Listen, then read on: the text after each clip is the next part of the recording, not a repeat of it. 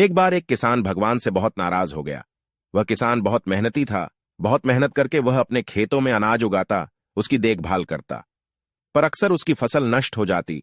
कभी सूखा पड़ जाता, कभी बाढ़ आ जाती, कभी तेज धूप, कभी ओले और आंधी, कोई ना कोई कारण तो बन ही जाता जिससे उसकी फसल खराब हो जाती थी।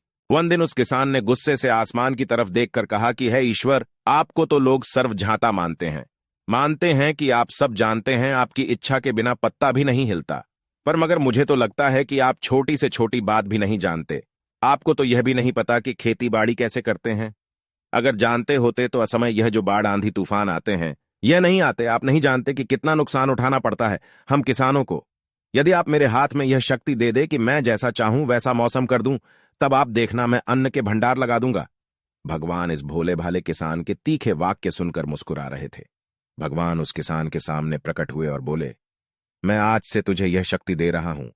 अपने खेतों में तुम चाहो जैसा मौसम कर लोगे और मैं बिल्कुल दखल नहीं दूंगा। तुम जब चाहोगे जैसा चाहोगे अपने खेत में मौसम को कर सकते हो। किसान बहुत खुश हो गया।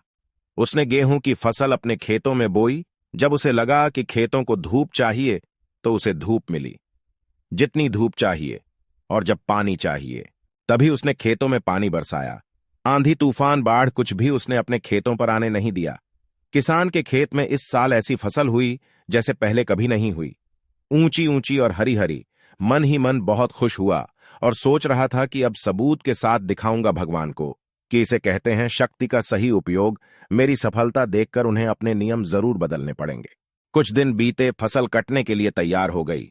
किसान फसल काटने लगा, पर जैसे ही उसका ध्यान गेहूं की बाली पर गया, उसने अपना सिर पीट लिया।